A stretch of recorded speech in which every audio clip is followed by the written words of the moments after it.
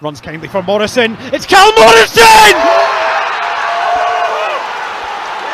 Just listen to this, please!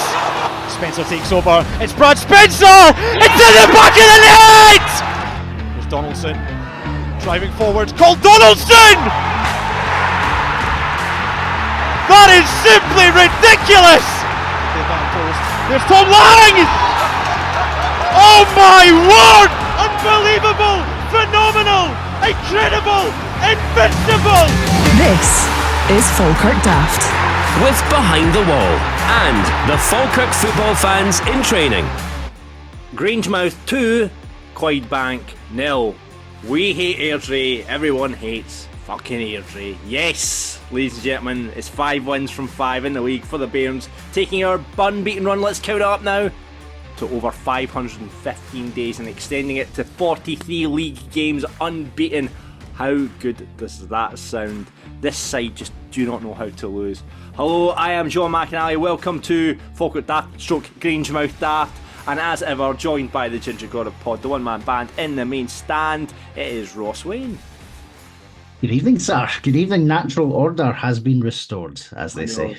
I know, it was a good feeling. You know, we like, obviously that's 6-2 game is just one that every Bairn would like to be erased from their memory, but it should have been yesterday. I mean, we'll get into the game, but it was 2 going on 6, 7, 8. I mean, the amount of chances we created, it was unbelievable, and you know, it just goes to show the resilience of that side.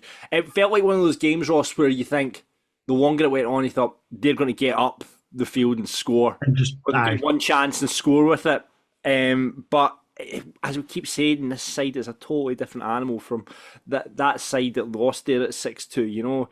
And it was a poor Airdrie side, but we'll talk about the game in a bit because there's a lot to discuss about that match yesterday. How you been? You didn't make the game yesterday. No, I had Josh and Drew in my ears and eyes for Falkirk TV. Boys did a fantastic job. I saw Sean was commentating for the BBC again. That's brilliant. The boys going places. The boys going places. He is indeed. He is indeed. But no, it would have been fantastic to have made it along yesterday. Not to be, however, brilliant from Falkirk TV as always. And I think I've watched Dylan Tate's go back at least 25, 26 times already. So good, and we'll talk about that. It was brilliant, absolutely brilliant. But yeah, we actually thought we had double, but we blagged it into I went through to the match yesterday with Lewis Connolly, and we managed to blag it into the media car park, and we thought we're parked right behind, which was clearly Josh's car because he had a personalised Reggie, and we thought we'd actually blocked him in, but we're just like, we'll be out before him anyway. It's fine. Yeah. But no, it was good. Good day out, and long may it continue. We'll get into the game in a bit with our guest pundit this week, a well-kent face around Falkirk, Mr. Brian Stuart. If you've been in Elliots, you'll know Brian. If you've been at a Falkirk game, you'll have heard Brian.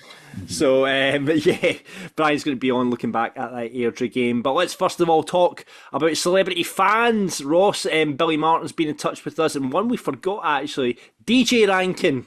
Who has lots of songs that gets played on the GBX, and I know he's a pal with George Billy. Obviously, I've worked with George for years, and you know he always says how DJ Rankin's a massive Bairn as well. So we forgot DJ Rankin. How could we forget? I know exactly. I met him. He introduced himself on the trophy day against Alloa, and we had a bit of a chat at the end of the game. We need to get him on. We need to get him on the podcast, DJ Rankin. Absolutely. Stuart from Rest have actually messaged Rest the band as well to see if they'll come on ahead of their Barrowlands and Behind the Wall shows. So we'll see if we'll hear back from that. And then Ruth Connell will definitely have to try and get her on at some point. That'd be amazing. The Sentinel magazine have been in touch with us via our Twitter, and we put this on our social medias. It says, "Hey Falkirk, just coming west on Ontario 401 and saw this. Not sure why. And it is a road sign which has Brockville 32 miles. So there's a Brockville in Canada apparently." I know. Who knew? It would be. It just makes you reminisce, doesn't it? I actually nipped into Morrison's last night with my youngest daughter, and every time I go in, I always do look at the the vinyls on the windows and the big pictures that are there as well. But Just go and stand at the fish counter where you used to stand when it was Brockville. You just go and stand at where you used to stand and just stand. We should all do that once. Just go. We'll recreate Brockville with just as all in Morrison's, and we'll just go and stand at where we used to stand. All these people are going like, wait, what's going on here? I'm just standing. Yeah, we're recreating. We're reminiscing. See, the thing is, I always park where the choir was, because that's part of the car park now. So I tend to go and park that bit, because you can always use the gable end of the house as the as the kind of benchmark, can't you? Yeah. It's been ages since I've been at Morrison's, but yeah, let's do that one. We'll arrange, and we'll just get somebody to kick a ball about, and we'll just pretend we're at Brockville again. God rest its soul. Listen, bit of an update in Falkirk Daft. We did have 2 tickets. Keep an eye out on our socials if you didn't get a ticket. We've got a couple of people returning, obviously, because things have come up in their life. So we actually had 2 tickets. They went very quickly again. But just keep an eye on our socials for if you missed out on tickets this time.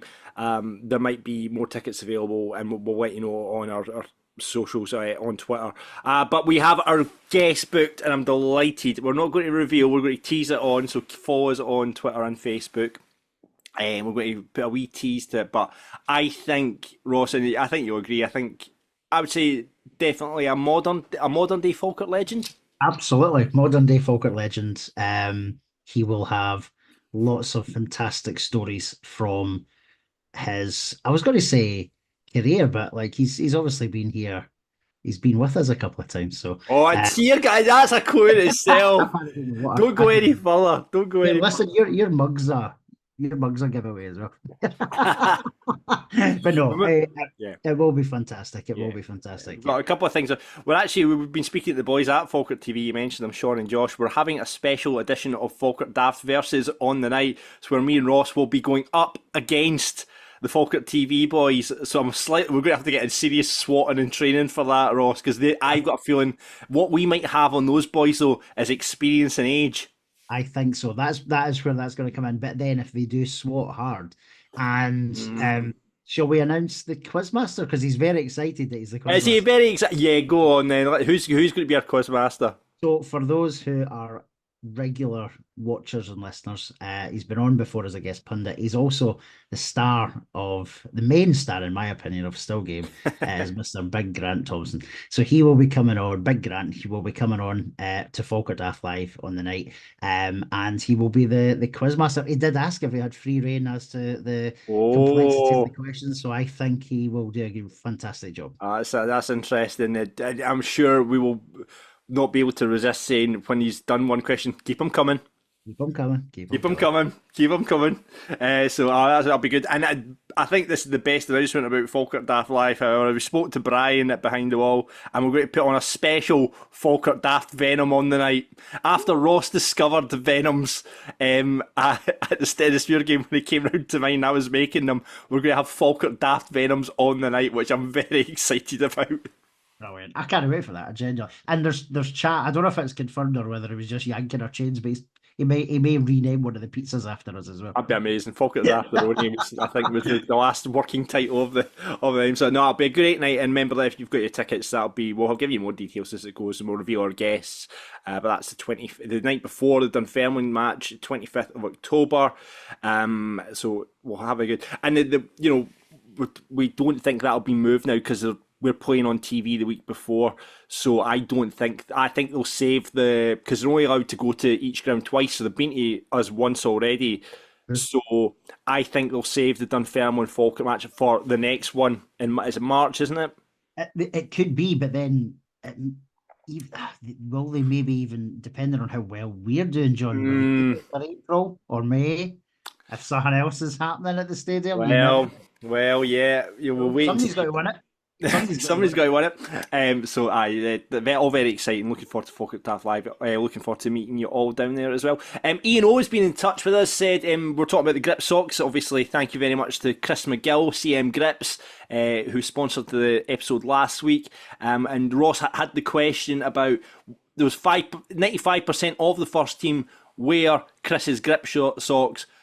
Ian O thinks he's worked out who that 5% of that don't wear it. He says Ethan's grip socks look different to the rest. Maybe he's the 5% not using the CM grips.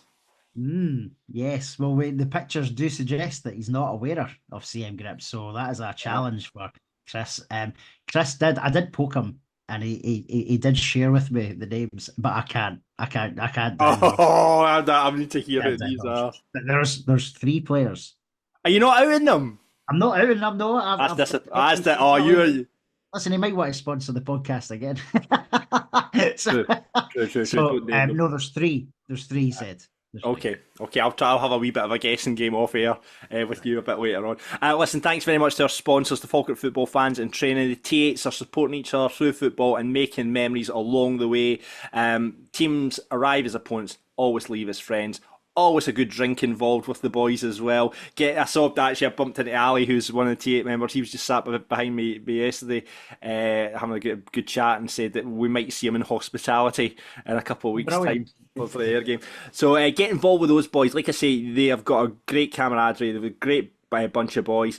Get involved every Monday at the stadium, 8 to 9, on Tuesday 7:30 to 8:30. And they've got a new initiative. We've talked about this a couple of times in the podcast. The Falkirk Foundation, Walking Football, they've joined together and they're doing this. I like it. Super Vets Football. It does sound like it should be in American ESPN. Super Vets Football. That's basically strictly over 50s, 8-a-side, but playing old school 5-a-side rules. So it's a right good laugh. And that happens at the stadium Friday between 5 and 6. Get in touch with the guys at the Falkirk Football Fans and Train. Ian, Willie, or Dougie McCallum, super keeper that he is. The link is all in the bio. Get in touch with the boys. Get involved with the T8s. And like you say, make memories down there at the stadium with those boys and make new friends as well. Listen, we're going to talk about the game, but earlier on in the week, Ross, we had the opportunity to catch up with a man named Paul Berry. Now, who is Paul Berry, you ask? Indeed. So Paul is the UK sales and service manager for O'Neill's. So it was really like you and I were just in our element chatting to him, and because we are a bit of a... Well, we're total geeks. See, when it comes to like all the behind the scenes stuff at football, like we reached out to O'Neill's and just said, listen, we'd love to speak to you. Just we're really interested, like, because the O'Neill's have been now, this is their second season with us, and what 2 amazing seasons they've chosen so far to be involved with the club. But I think as Falkirk Sports, we all agree, like the standard and strip has went up, right up with the bespoke designs and everything that the kit does. So we're very interested in all of that, me and Ross, because we're total geeks. So we've got in contact with Paul at O'Neill's, said I'd love to come on the podcast, so we appreciate his time. And this is what happened when we caught up with Paul Berry from O'Neill's. This is Falkirk Daft. With Behind the Wall. Stay local, eat and drink global. So it's Falkirk Daft, and we thought we'd catch up with our kit makers, O'Neill's. They've been on board with Falkirk for a couple of seasons now. I think, Ross, you'll agree, kits have been absolutely brilliant in the last few seasons. You're a kit man. You've been loving it.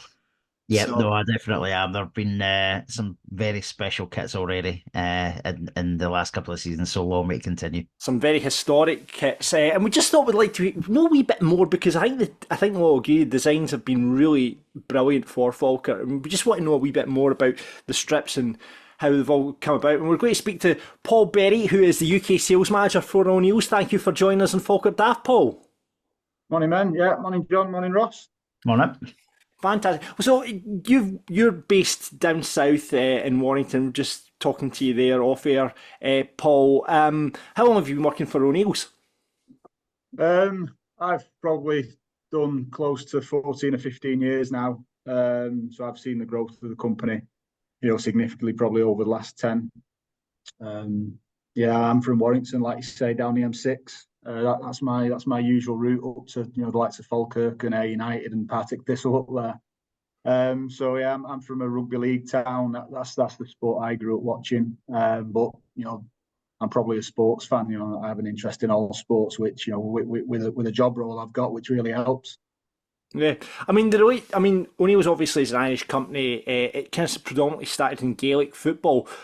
It's only, when Ayr and Partick Thistle started getting involved with O'Neill's, they've kind of jumped into the Scottish football market. How did that all come about? Yeah, it did. I mean, you're right. O'Neill's as a company was formed in 1918, so there's over 100 years worth of heritage there. It's well established, obviously on the island of Ireland, and GAA and the Gaelic Games is where everything's grown from. On this side of the water, we've got good presence in rugby league. We've got teams in Super League. We've got good presence in football as well, with also the likes of Bristol City, Rochdale, Sutton United, who we supply down here. And then we're fortunate enough, quite a few years ago now, probably about 5 years ago, that Partick Thistle were brave enough to give us a chance there. We went through a tender process, which is quite normal. The clubs invite a variety of suppliers in, don't they? And grill them around the delivery times, the price points, the quality of the products, etc., their experience really. And because we didn't supply anyone at that level in football in Scotland at the time, Partick Thistle were quite brave and give us a go, and that's been real successful as well since. Fantastic. And so you mentioned there about getting involved with the tender process. How did the Falkirk relationship come about, Paul? Did Falkirk approach yourselves, or did you hear that Falkirk were on the lookout? Probably a bit of both, really. I mean, in this industry, a lot of people know a lot of people, don't they? The guys at Falkirk would know the guys at Partick Thistle. We know, we have an interest in the clubs and what kit they wear in and how long the kit deals are, so they're kind of on our radar as well. And there was a tender process that Jamie ran. Jamie headed that up and kind of delivered that on behalf of the club. Obviously, reported them back to the board, and we were one of probably 20 suppliers that went and pitched for the business. They'd be probably what you'd consider your more established football brands. They were obviously in the mix. Those that are probably a little bit more active than us in Scotland, and then there'd be some brands that are smaller than us. More local organisations who might feel that they could service the contract as well. And then there's probably a few curveball ones, and we'd probably consider ourselves that as well at the time, where we offer something a little bit different to the more traditional football brands, in terms of how we do things, how we make kit, how we go into detail about the personalisation, how bespoke things can go. And we're a local company. We're UK based. The island of Ireland, Northern Ireland's the UK, where we produce our kit and our products. So that's a little bit different as well. So the clubs like Falkirk aren't restricted to large minimum order quantities and long lead times, which again is really important, isn't it, for a club like Falkirk, where and then all clubs in Scotland, cash flow is always tight. They've got a team to put on the field, haven't they, ultimately? But they've also got an appetite to put shirts on supporters' backs too. So yeah, it was a process which probably went 4 or 5 months. There was meetings, there were samples, there was then more questions. We actually took Jamie on a flight over to Strabane in Northern Ireland, which is our production facilities, so we could show an evidence to the club, what we do and how we do it and why we do it that way. And I think when you can take people through the doors of O'Neill's, that's really, really reassuring, because it's a significant size place that there's a lot of people work there who are really, really skilled and have worked with us for a long, long time. It's quite exciting. There's loads of product development that goes on. You see people, it's quite old school, but you've got to sew shirts up, haven't you? You've got fabric and you've got to sew them together. And people are sat in Strabane sewing products together, whether it's football shirts, rugby shirts, t-shirts, polo shirts, hoodies, all that kind of stuff going on. So yeah, hopefully that kind of gave the club a lot of assurances that we could deliver what we said we could deliver. And then we were lucky enough then to be awarded the contract, and then the exciting stuff starts, doesn't it? Designs, and I know that's a conversation we're going to go into, but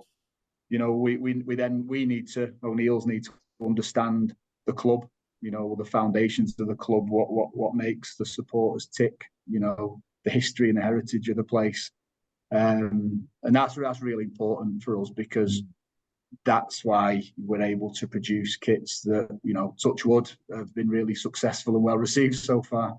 Absolutely.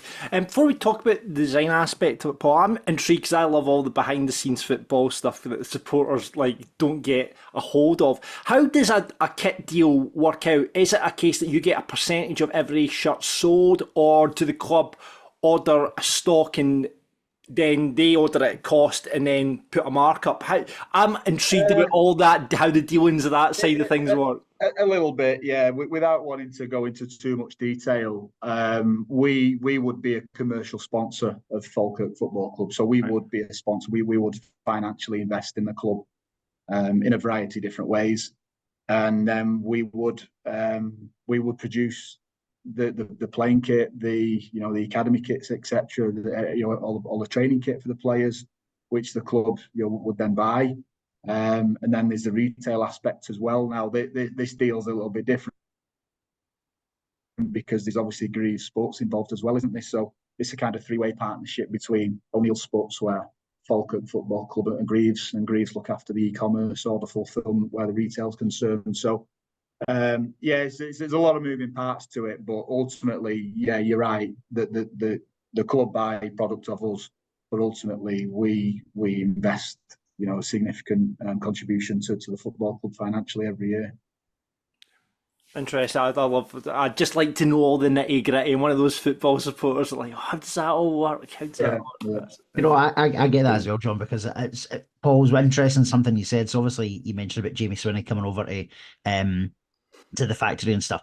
What's interesting is you mentioned some of the fact that some of the more established brands in Scottish football and in English football, they probably at clubs at Falkirk's level, they probably don't do that. They probably have a rep who gives them so many designs, right? Pick a design, bingo, we'll go and do it. That must have been quite unique then for Falkirk to be able to do that. You're not far off in that description. We manufacture locally, like I said, so there's a lot of flexibility with that. We can adapt and react to things. So, you look at the season just finished, declared champions, 2 months before the season finished, something like that. And then a couple of weeks after, a champions range appears. Yeah. Now, if that's other suppliers, that probably doesn't happen because of the lead times and the high minimums that they've got and things like that. And then obviously as the season then went on, how good is it that, you finished the year with Invincibles, and then, as if by magic, then an Invincibles shirt arrives. And there's a demand for it, isn't there? The supporters want it, and they're all collector's items now, and they'll go down in history. You're right. If they ended up choosing a different provider as part of that tender process, if I was a betting man, those garments probably aren't there, are they? Because the time scales are too long. So I think our ability to offer that level of flexibility and be able to react and make things happen ultimately within a real short time scale had real benefits to the club, because they were able to sell more shirts and make more money. And obviously, if you're going up to the next level in the competition, the gaffer needs more budget for players, doesn't he? So it does. It all does actually tie together. The more shirts you sell, the more money goes into the club. There's incentives in our contract as well. The more sales that we would get, the more investment we would put into the club. So it does all tie into ultimately the football department at the top and the players on the field. Whether it's the football budget, or whether it's the players having an opinion on what garment they wear to training, what colours they like, how tight they want the skinny pants and things like that.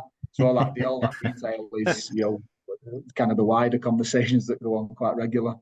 Yeah, I mean, what a season for O'Neill's obviously come on board with Falkirk as well, and I think, obviously that's going to go down, the Invincible top now is going to go down as an absolute iconic Falkirk top. I mean, it seems that, talking about the design, getting onto the design now, Paul, it seems that there was obviously leanings into our early 90s top with the red kind of steeple down the sleeves, and there's obviously a bit of bespoke design in last year's home strip as well.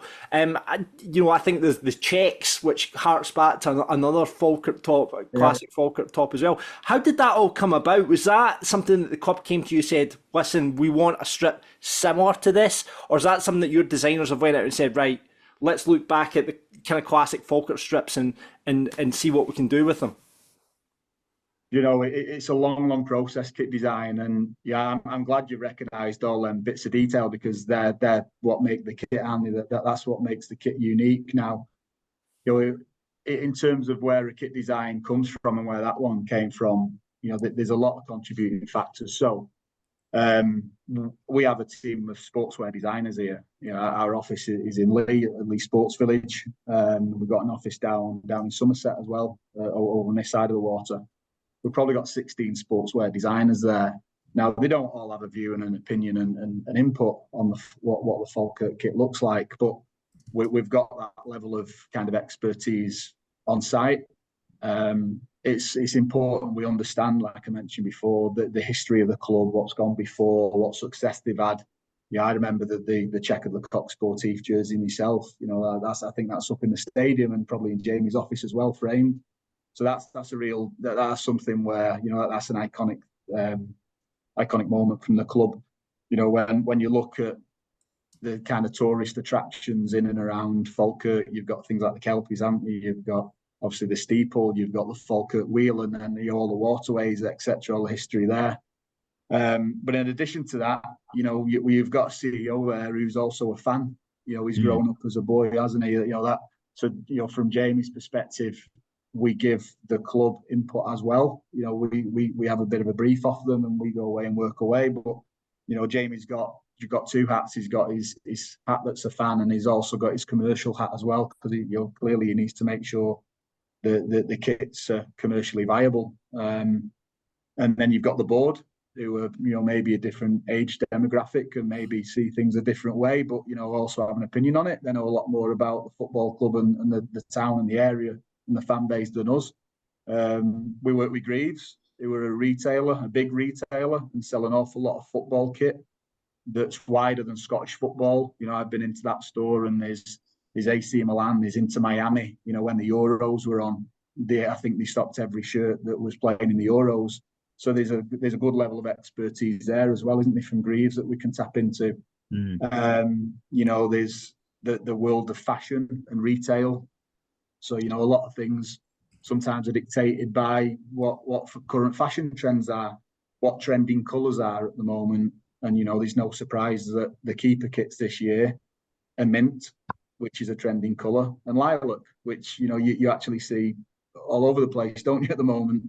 So we take inspiration from a lot of other places. And, O'Neill Sportswear as a brand and as a sportswear manufacturer, we supply kit into football, we supply kit into rugby league, we supply kit into rugby union, we do a lot of work in education and other sports like hockey. And although we're based in the UK and our heritage, if you like, is on the island of Ireland, we're a global company ourselves. So we have offices in Canada, in the south of France, in Australia. So we see all these fashion trends from a quite a wide spectrum, really. And that gives us a lot of good intelligence. And then it's a case of before you even put pen to paper and start doodling and scribbling thoughts down, it's all about collating evidence, because and ideas, whether that's design ideas, color ideas, features, different elements of personalization, whether it's print or embroidery, or there's a lot of metallic crests at the moment, in the football world. So that may be something that we look at moving forward.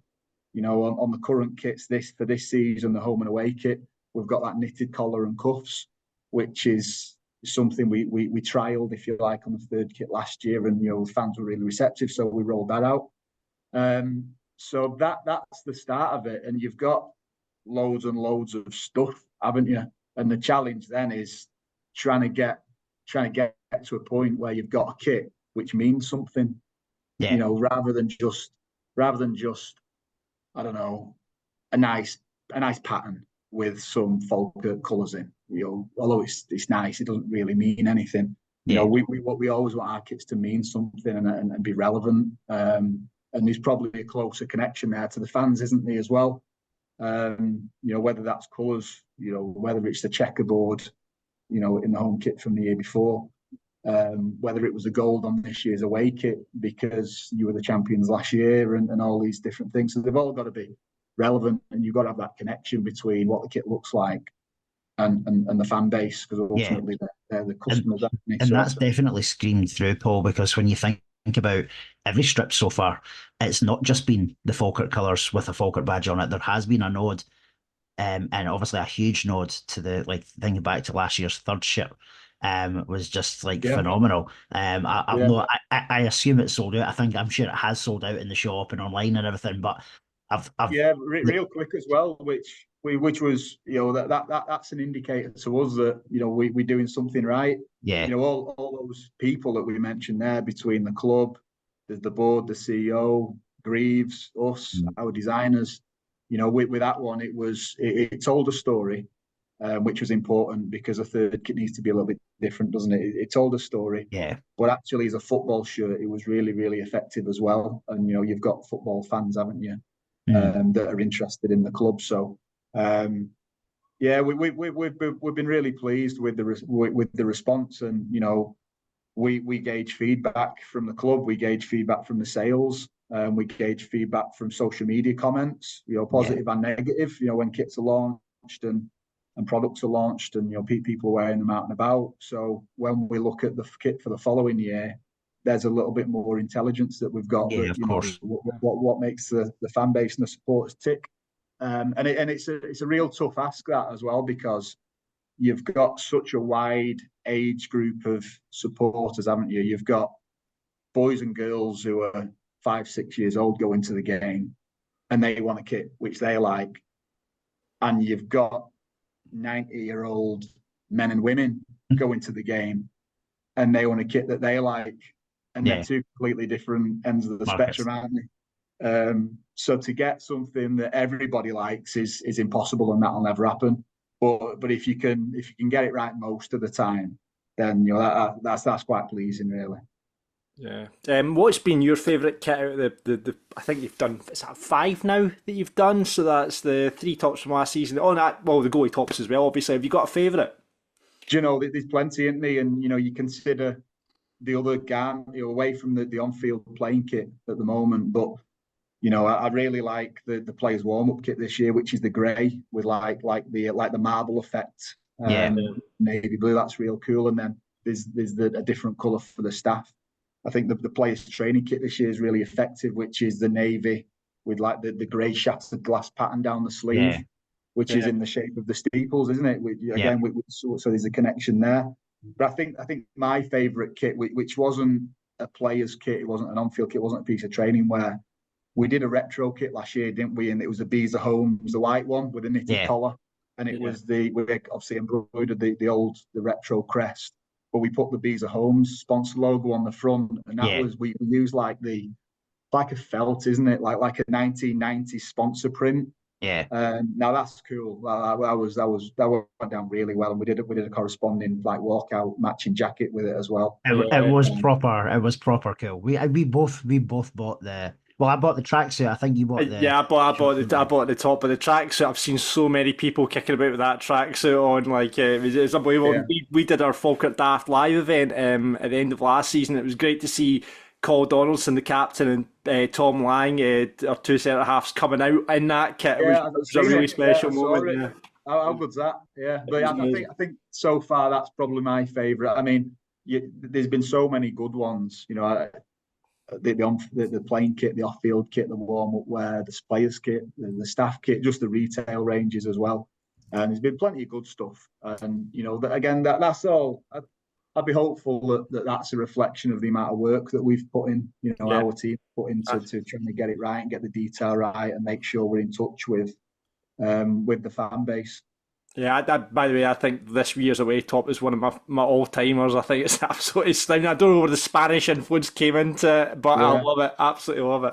Well, it was, I don't know whether it was lucky or preempted, but Spain won the Euros. That was yes. It was delightful to be wearing that in Spain when they won the Euros as well, I have to say, Paul. It just seemed like the stars have aligned with a couple of things. We've been at the right place at the right time. Maybe not from England's point of view, though, Paul, No. Jesus, we put the two on the rack earlier, I think, didn't we? And just give up. That's usually as a supporter. Yeah, yeah. It'd be nice, but yeah, long way off. Paul, just a couple of final questions if you may. So obviously you touched on firstly a retro top was your favourite one there. Chances of seeing maybe another retro shirt this season coming into the shops? There's an appetite for it. You're right. So probably, yeah. Good. What that looks like at the minute, don't really want to go into too much detail. Can I suggest one, Paul? Can I suggest one? Please. My all-time favourite, which I've got, it's a blue patches one. What season was that, Ross? You talking about the checked one? No, the blue patches, the Beezer Holmes, John Clark, Yogi Hughes, Davy Weir, Mo Johnson wore it. What season? Yes, that was a match winner shirt, wasn't it? That would be my suggestion for that. Ross will have his own, but the thing is there is so many kits out there. You go, I wish I could have that again, But that was I remember that kit with much fondness. Yeah, I think that was 94. Send me a picture of it. Don't you worry. Yeah, Paul, the only other suggestion from me before I ask you my second question is, if we're talking about retro shirts, there's a shirt that divides opinion amongst Falkirk fans, and it's a light blue, sky blue, navy checked shirt. Some people, in fact, most people at the time hated it, but it's now so popular because it was so weird and random at the time. I genuinely think that one would sell. Yeah, quite well I know which one you mean. Yeah, again, it's it doesn't scream Falkirk, does it? When you look at it, see, if it was navy and white, it would have been brilliant. But for some reason, it was sky blue and navy. Random. Yeah. But last question, I promise you. Obviously, we talked about the how well received a third top was last year. Any hints as to whether a third top maybe? Yeah, they will be. Yeah, they will be. That's still work in progress. Hopefully, this side of Christmas, in terms of time scales, which you may be able to get in the shop there for some Christmas presents, etc. But that's they're all kind of that third kit last year was a heritage kit, and it's going to be it will be kind of a similar heritage concepts this year. Amazing. That's interesting. Actually, they've all got to have a meaning. They've all got to tell a story. So again, we've taken some advice there from the club.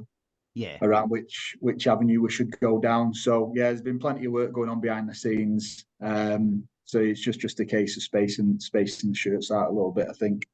So there's not too much going at one time from a retail perspective. But yeah, it's quite exciting. It's all work in progress, and it's looking. Hopefully we'll have something there this side of Christmas and New Year. It's interesting you mentioned heritage, because obviously we've got our 150th anniversary coming up in a couple of seasons' time. So that'll be a bit of pressure on you, because that's going to be a hope. And it would be amazing if it was a Premier League shirt as well, wouldn't it? That would be nice. Yeah, that has been mentioned, and it was mentioned 2.5 years ago when we sat down and talked about tendering, and this anniversary is 5 years away, and there's probably some designs that we've already discarded from last season and from this season, where we've come up with all this research and designs from what look like real nice shirts and real effective, and they tell a real good story, and they're really relevant to Falkirk. But the club have maybe asked us to put that in the bank because it's something we might revisit in a couple of years' time, and that happens with a lot of stuff as well. We propose warm-up designs for the players and the staff. And although it's nice and there's a place for it, it's sometimes it's we like that, but maybe not yet, not now, not for this year. But let's keep it in the bank, and it's something we can revisit a couple of years later when timelines align a little bit more, or colour schemes change, or other things. Amazing. Really looking forward to seeing the third top and what you're doing with the retro top. I mean, I think as Falkirk supporters, like Ross says, when we had Puma for 15 odd seasons, and it felt very much like rip off the shelf and stick a Falkirk badge on it. But I mean, I think every Falkirk supporter appreciates what O'Neill's have done in terms of the kit. And like we say, the kits from last season, whether it be the home, the away, or the heritage kit, with that invincibility factor behind it, it's good. They're going to go. They're going to be people with O'Neill's kits for years to come, because it's just an absolute classic in the classic Yeah, season. I mean, if we're still supplying the club in 10 years' time, which, you know, I really hope we are, there'll probably be a 10 years anniversary Invincibles kit, won't they? Being regenerated. I'm here for it, Paul. I'm here Yeah. for it. Brilliant. Listen, Paul, thank you so much for joining us in Falkirk. That's been great to get a wee insight into what O'Neill's have done for the club. Just one final question from me. We sell more kits in Ayr and Partick Thistle, don't we? You did last year. Come on, here we go. Come on. Brilliant. We're winning the kit war in Scotland with O'Neill's. Brilliant. Paul. And you're all in the same comp this year as well. All in the same competition, aren't you? Yeah, so exactly. Interesting. There'll be a lot of O'Neill's derbies this year. I hope you're getting some horseblow out of it, Paul, as a result of that, by the way. Yeah, I'd like to. Yeah, I'm waiting for my phone to ring now. Yeah, exactly. Paul, thank you so much for joining us in Falkirk Daft. Class, cheers. This is Falkirk Daft. With Behind the Wall, we're navy blue. Are you? Interesting chat, Ross. You know, I was. You love strips, and I know you're a massive strip collector. I just loved all the business side, finding out about all the business side, how the deal works, and how the designs come about as well. It's really interesting.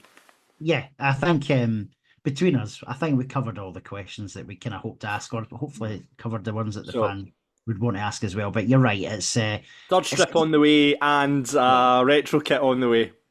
I'm so like, even the third kit will be. I'm sure it'll be great, but I'm so excited as to what retro will be. I think you kind of, when you've alluded to it in the interview, I think it might be the checkered, because it has reached total cult status, that kit with the square deal motors, the checkered. I mean, I think the fact that Chris Waddle played in that kit, it's reached this whole cult status, because any picture you see of Chris Waddle playing for Falkirk, it's that in that kit. Yeah, exactly. Do you know what they should do? And I hope Paul's watching this when it sits out.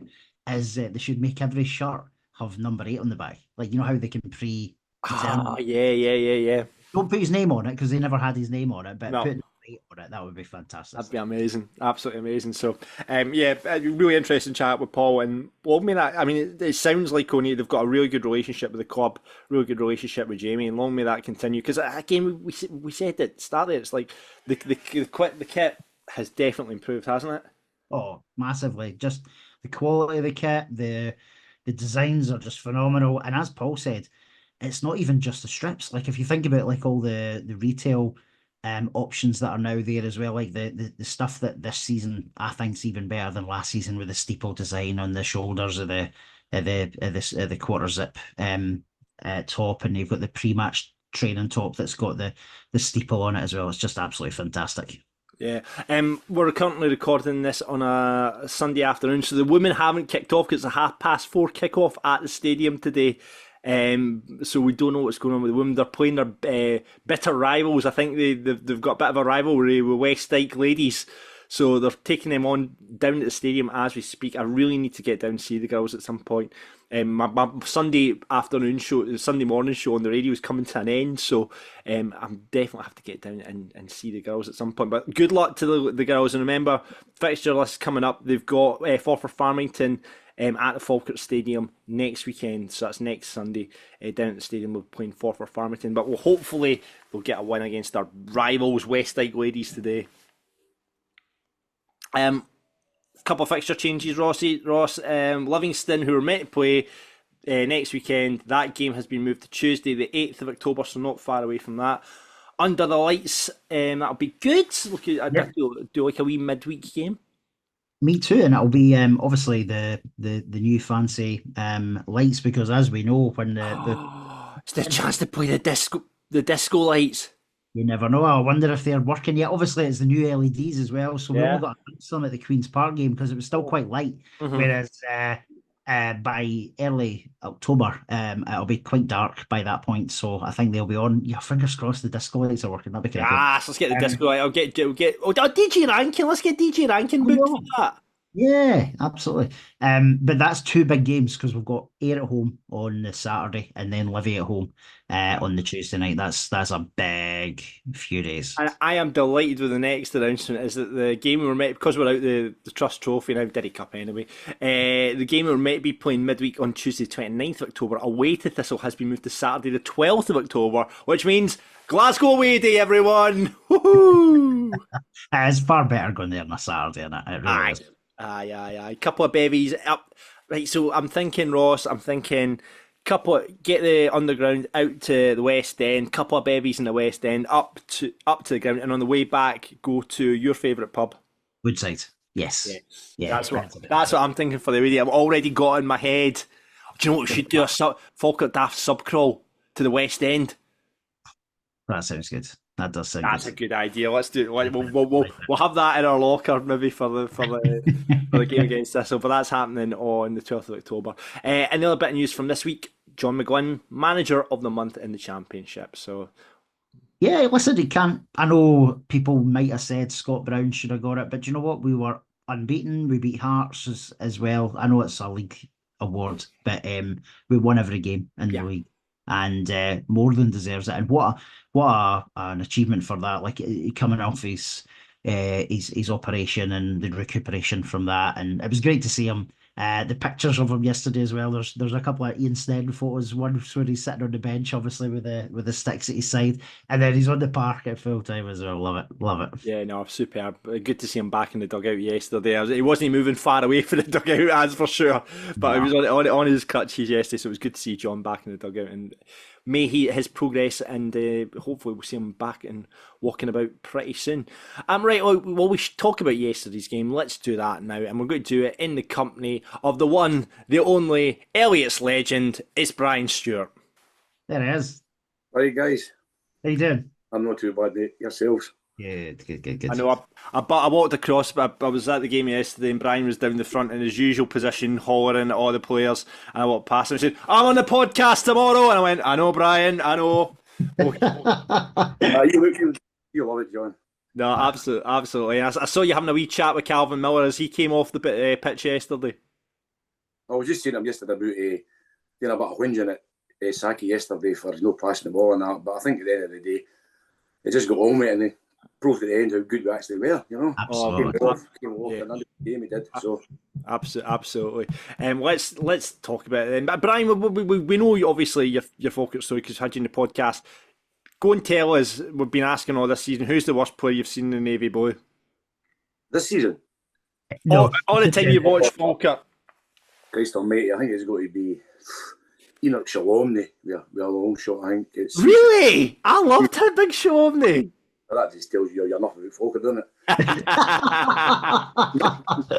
Vince Menny or Mince Venny as used to call him. You know? Vince Menny's aye. You could go back years and years and years and just Darren Lewis, just Jason Lee. yeah, I would have Darren Lewis above Enoch Uh, Shirley. no, Enoch he- Shirley wasn't great. He wasn't. However, he did have a belter of a song, didn't he? They did, but so I think there's so many for different decades. We're just Yeah. hard to say. Aye, brilliant. Well, you've seen them all, Brian, and no doubt abused them all as well. But let's talk about the game yesterday. It was Airdrie 0, Falkirk 2, going on 6, 7 or 8. A couple of changes to the side. Obviously, we made changes for Stennismuir, and everyone was pretty much back in. McKeever, Oliver, Mackey, Miller, and Spencer all came back in. Though Alfie retained his place, which was good to see because after his performance against Stennismuir, he definitely deserved that. Which meant Ethan Ross dropped onto the bench. Still no sign of Aidan Nesbitt or Callum Morrison, however, Ross. No, it's all been a bit quiet, isn't it? So John McGlynn obviously just mentioned in his pre-match interview that they're out. He didn't mention any timescales. He didn't mention how serious it was. There's obviously a couple of bits of rumours on social media that Callum might be out for a lot longer than anticipated. Yeah. But there's nothing. It's not been substantial. Have you seen the same rumours that I've seen that he could be out till January? That I saw that online. Yeah. Obviously, whether it's true or not, I don't know. I actually think we do need to ask. Somebody needs to ask the management team for a kind of fuller update. I think. I know they might be a bit hesitant to do that, but it would be good to know if it's weeks or months. Brian, you heard anything? No, I just The last time I heard was that Nisbet was supposed to be a substitute against Stennismuir, but I've not heard any rumours at all. Nothing. No. Same with Tom Why, he can't be far from ready as well, surely. I saw Tom on the bench yesterday. He was on the bench for, well, obviously just there as not in a coaching capacity, but just on the bench watching the boys. He was there at Stenny and he was there yesterday as well. So I don't know how far away he is, but I mean, 3 big players missing, and I think you certainly notice when Nisbet isn't playing. Because he's just a wee buzz bomb in the middle of that park, and Morrison's obviously a big loss as well. It would be interesting to find out when they're coming back. But yeah, if it's bad news if Morrison's out till January. Don't get me wrong, we're doing well without them, but it'd be nice to have them as an option, wouldn't it? Especially like even I know I've been saying this the last few weeks. I'm not overly convinced Morrison would be in the start lineup just now, which sounds bonkers because he was the top scorer and stuff, but. Alfie is just undroppable now, in my opinion. And he showed that again yesterday. Yeah. Also, the one thing yesterday was McGlynn's interview when he said that Donaldson was nursing a groin injury of some sort or something like that. So he certainly at one point looked like he was ready to come off, but then you kind of saw him signalling over at the bench like, I'm all right. So hopefully it's not that bad. And Hendo, his big bumps on his head. So he'll be all right, though, man. I know. It kind of it was with Hendo, that would obviously happen in the first kind of wee bit of the match. Like, oh no, Hendo would be a massive loss. But it was almost like he got up like the Undertaker. Remember, I'm going to be lost. My wrestling references are going to be lost here. But it was almost like he was lying down and he sat up like the Undertaker used to. And I was like, brilliant, Hendo the Undertaker. But he was. So, for the non-wrestling fans, which includes me, and I don't know about Brian, what do you mean? You just like sat right up? So the Undertaker used to like total feign like he was like knocked out, and then he would just sit straight up like that, and scare his opponent. I'll send you over a wee video of it, Ross, so you get what I mean. But Hendo was like that, very much like the Undertaker yesterday when that happened, and that happened early on in the game when right after it we hit one. Was it before or after then we hit the post for the first time? That's incredible many times that yesterday. I mean, I think the goalkeeper saved Roscoe's header, but was it 6 times it would work yesterday? It's incredible. Yeah, I think so. It was unbelievable. Like that first one, like if that had went in, I think it would have been a cricket score yesterday. If that had went in like in the 7th minute, but as it didn't, that first half was. It was a little bit eeksy peeksy. I think we came out on top of it. Certainly going by the chances that we had. They had a free kick which fired right at Nicky. They had their header, which from Adam Frizzell, which just landed it in Nicky's hands as well. But Alfie looked like he was right up for it yesterday and was constantly at it, Ross. He was taking his chance massively again. I was so glad that he retained his place from the Stennismuir game because I thought Alfie more than deserved to do that. He was fantastic again, did everything bar score. Similarly, yesterday, the amount of chances that the guy creates, as we've said, he causes chaos because he's so strong up in upper body, he's quick with his feet, and one thing he's added, in my opinion, this year versus last year, is he looks far more composed when he's on the ball as well. Yeah, just Brian. Strong, he's very strong. But I was at the game yesterday and I thought Airdie were really poor. We go to Airdie for years gone past and you always get a bit of a tough game, but yesterday I thought it was like 95% pure possession. They just couldn't get out of the park. It was just ridiculous. I looked at the possession statistics. It was 65% to 35% in favour of Falkirk. 22 shots to 11 shots and 7 shots on target to 4. I couldn't believe actually that Airdrie had. We messaged them. Obviously, we spoke to Colin from the OTL podcast last week on the show. He messaged us at half time just saying we even at half time he said Airdrie were nowhere near it. And I actually thought going to that game, yes, that's as poor an Airdrie side as I've seen in a long, long time. Do you not think we made them look poor though, guys? I don't think they turned up and played badly. I just think we didn't give them any time, and I think we forced them into playing how they did. I don't know, Ross. I think we've put a few teams this year, and we may be right. We're good, but a lot of poor teams in that league as well now. When you look at the Dunfermlines and the Wraith Rovers and all these people, they're just rubbish. There's nothing to fear. There's nothing to fear, though. No, there's not. Invincibles again, do you think? Oh God! said- Don't you honestly? John, how no? I'm on board. Oh my God! But right, I'm putting that to aside the now until we get to Christmas. We'll put that aside the now, right? But as you say, Alfie was good. That half. I thought actually Brad Spencer went missing in that first half yesterday, and that's not something you would often say about Brad Spencer. Whether it was the knock he was carrying, which kept him at the Steny game, but I thought him and Tate struggled. We didn't really get control of that midfield in the first half, Brian. No, but sometimes it happens. Brad's the kind of player that does happen to. Then I thought the poorest man who teams was probably Sean Mackey yesterday, but he fought through it and he obviously scored the goal. But Saki's really kind of he's missed passing. He was I don't really know what happened to him, but it was a really frustrating Sean Mackey performance yesterday. Like, because we all love Sean. That big 50-50 when it was like he went in with the Airdie boy. I thought, oh come on, Sean's just going to go a big slide tackle in here. Come on! But it was like I was speaking to Blair, who was sat beside yesterday, and I was like, it was like good shite. Good shite. That's what Sean Mackey was doing yesterday. It was like he would beat a man or something like that and then just pass it to Airdrie. And then obviously we'll get into the goal in a bit, but like then he goes and scores a goal. It was a really strange Sean Mackey performance, but I'm here for it because I think I love Sean. I love his commitment. And do you know what I love the most about Sean Mackey? Just he loves a tackle. Love that. Absolutely love that. that's the second top goal from the club now. I know. That's true, yes. I think it's a no Ross first and then him, then it's. Aye. I think it is something like that. He's got 3 goals this season. Mental. Absolutely mental, but love me to continue, Sean. But it was a frustrating performance from Sean Mackey.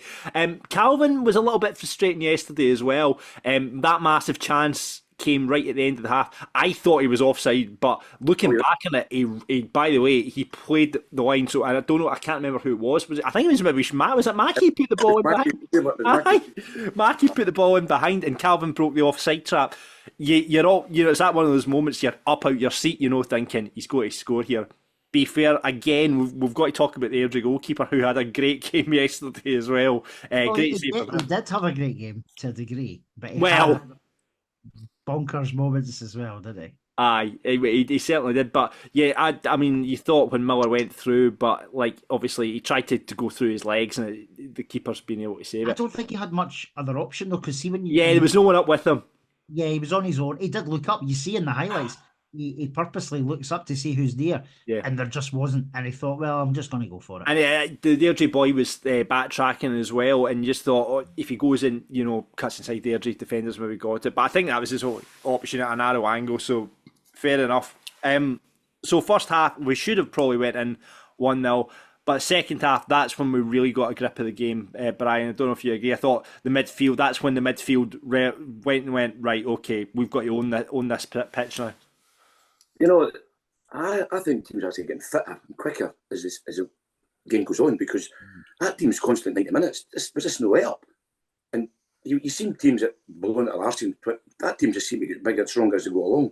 Yeah. And they make more and more chances. I know we missed chances, but I think it would favour the goalkeeper who saved the chances. It's not. Somebody's going to get off his one this time, like. Yeah. I think it is actually coming. Cal Miller again, 1-1 with the goalkeeper. Again, goalkeeper saves it onto the post this time as well. Then we had that mad moment where Ross, like, it kept happening yesterday, and Falkirk got into this habit now of having the 2 centre halves in the box when the goalie's about to take a goal kick to try and suck the press up. And Airdrie tried it constantly, and it never worked for them at all. They never were able to get out because of the Falkirk pressing, the way we were set up off the ball. But then Falkirk started doing it as well. I'm like, what are you doing? How good was our set? I know we're going to go on it, but how good was our just overall control of the game? Just like the set pieces, John, like the corners, the free kick routines. It was just all on point, wasn't it? Yeah, you can tell that there's been a lot of work went into the training game. There was one move from, I think it was from a free kick or a corner. It was delightful, and if it went in, it would be an incredible goal. But I mean, let's talk about the Ross McKeever one when he charged down the shot of the keeper, and I cannot believe that hit the post. I was up celebrating. That's just, Ross was scoring at the moment, but you can't take him out of the team. The guy's just different to everybody else. He does the work knockdowns, the hold-up play, and he was getting a bit of stick for some fans a couple of weeks ago, but I think we've seen at the Stennismuir game the difference between him and Shanley, and it's Ross did a remarkable job for Falkirk. I think he's some player, man, honestly. Ross Giroux. How many flick-ons did he win yesterday? It must have been about 9 or 10, and they always seem to land on one of our players, don't they? Yeah. Every week, Ross. Every week he wins flicks and playoffs and things like that. Yeah. Brilliant player, like. I mean, he must be a joy for the likes of Acumen and Miller on the other wing to play with, because he's such a threat. They were two big lads at the back yesterday from Airdrie as well that he did really, really well against. I've got to put a shout out to our centre halves as well. I thought Liam and Cole were tremendous yesterday. I thought like they just dealt with everything that Airdrie had. That big centre half that had the big number 9 is it Ben Wilson, who's scored quite a bit of games. He didn't get a sniff. Did not get a sniff with Colin Liam yesterday, who have formed such a good partnership. I mean, when Tom's back fit, he's going to struggle to get into that, Ross. Yeah, I don't think Tom will walk straight back in. I really can't see John breaking up that partnership just yet. I think it would take a heavy defeat or more to do it, to be honest, because as you said, the two of them are just so calm, composed on the ball. Nothing phases them, and they're looking out for each other as well. If one does get in a bit of bother, the other one's there. I think the whole team's like that, Ross. Yeah. If one makes a mistake, it just get up and go on with it, and then filling spaces and gaps, things like that. I mean, let's be fair about it. A year and a half ago, McGunn's going to get his books. And look at the difference for a year and a half against Airdrie to now against Airdrie. Yeah. It's, it's completely it's different. It's just... I think I know I said this a couple of podcasts ago. I think we've got the best, regardless of who wins the league, right? I think we've got the best team. I mean, and what I mean by that is in terms of the camaraderie that's there, the teamwork, the work ethic. Everybody's in it together, and I genuinely think we've got the best unit. Yeah, I don't think you can really argue with that. Obviously that team have come through a full league campaign invincible. Do you know what I mean? And that happens with, and you've heard John say in interviews and stuff in the past that the camaraderie and the bond that the boys have in that changing room, not just I guess the boys, it's the whole backroom staff as well. We spoke to our friend Chris McGill, Kitman and stuff like that, and he's involved in all the banter and all that as well. There seems to be like such a togetherness in that dressing room, and like because we haven't had that wholesale change. When you look at teams like Ayr or Airdrie, I mean that was when we were going, where's Gabby McGill, where's all these players that did really well for Airdrie. That's been a wholesale change, but we've only kind of went, right, well, we'll have one or two, and we've moaned about it because we think we need better quality up in this division, but so far McGlynn's absolutely 100% correct. Like he's brought in McKenna, he's brought in Snedden, he's signed Ross and Tate, who were part of that squad anyway. So it's I think that that consistency in the team is what's put us in this position right now. I think also the fact that Ross, you've got like Kieran Adams just came in here, and Finn Yates. I mean, it's just unfortunate. Same as McCann. It's unfortunate that the guys have got the jersey and are not going to get back in. No, but that's a manager's area. That's not it. But you know what? That's the way it is. But last year when Mackie got injured, it was McCann. It was the reverse. So that's what it is. But at the moment, it's great to watch. It's fucking great, man. Honestly, it's the best. It's the most I've ever enjoyed watching a Falkirk team. And we've seen some brilliant players. We've seen some brilliant teams. But I genuinely think this is the best in my time. Do you know what? It's a good. I think we should have this debate at some point, maybe at the Falkirk Daft live night. We can talk about is this. You go back to your Jeffries team. You go back to that Ian McCall team, who I loved to watch. That 3-5-2 formation. Obviously, was in fad at the time, and I thought we were outstanding. That. But yeah, it's Husty. We played some great stuff under Husty as well. Yogi. When Russell Latapy was pulling string, it's a great argument. Let's have that at another point. But let's talk about, the wind played a big part yesterday, and then we hit the woodwork again. Brad Spencer this time with hitting the crossbar from a corner, much due to the win. I at that point, I have no idea why it was still 0-0. I was sitting going, what am I watching here? I think we were all the same. It's like, I just thought it's never going to happen to us. And then obviously the world day for Dillon, But you just kind of keep doing that. They kind of keep getting away with that. They didn't offer anything. The only thing offered was one mistake for us, and Nicky saved it. But apart from nothing. That was it, Brian. That was my worry sitting there, and I'm sure it was your worry as well. It's like, is in games like that where you completely dominate, and then you just think, I was telling my mates, going, it's going to be one of those games where they're just going to get one chance. We're going to make a mistake, and it just about happened when we tried to pass it out. Nicky passed to Airdrie, and then they got in. To be fair, the big man recovered, made a great save from a tight angle, but like it felt like it was going to be one of those games. But then we go up the other end. You know, Sean Mackey has another brilliant save, and Sean Mackey at it again. The good shite went shite good, and then he had one off the line, but then it falls to Dylan Tate, and we've seen this goal, I think, about 3 or 4 times from Dylan Tate when he just cuts into that right hand side and just rifles it in the top bin. What a goal! The thing about that, John, I think it was just behind me at the time, and as soon as it left his boot, you came where it was going. Yeah, It was just, and then obviously Mackey's seconds and just finished it all, but. It was never what we deserved. Anybody who was at that game must have knew, like, there's only one team that win this, surely. It was 2 goal on 10, wasn't it? Like, genuinely 2 goal on 10. And as you said, as soon as the ball leaves his foot, it's going in. You just know it's going in. And the scenes, like Dylan, I know Dylan loves to kind of be a bit of a wind-up episode. I am all here for it. Like, he's obviously, every single goal, he's running over to the away fans, giving it the big in. That's what it is. Like, I know you would hate him if he played again. If he played for any other team, you would absolutely despise. Now I've got to bring it back to before when he went down with a supposed headbutt, which was ridiculous. He got booked for it. It was right. Every Falkirk supporter could see he didn't get touched at all, and he went down like a sack of tatties, holding his face, and he stayed down so long, like because he was obviously an ambassador. I thought, I've got to really sell this. By the way, Dylan Tate should become a wrestler. Now, this is my theory as well.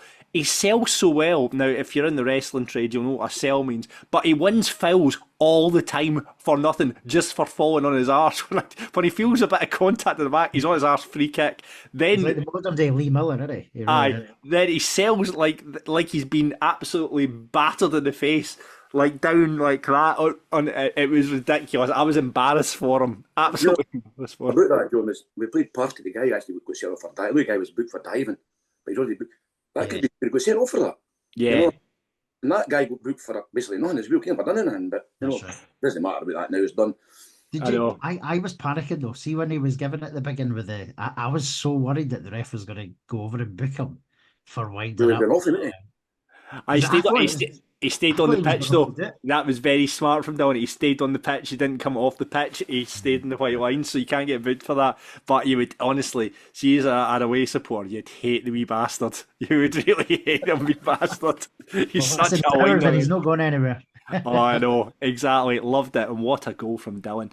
And then, like you say, Brian, Sean Mackey, great team goal, and then Sean goes from shite, good, and scores an absolute cracker right across. What a great finish from Sean, right across the goalkeeper into the side net, and fantastic. And it was 2-0 and up the road. I've not quite watched it back, John, but I didn't get many passes before that goal. I can answer this. I watched it again and again. Right. There's 9 passes from when Ethan Ross wins the ball back. There's 9 passes to the goal. It felt longer, like when you're watching it, but there was 9. But see, every single pass, it was all done with purpose. It was all like really nice angle passes. Fantastic team goal, really was.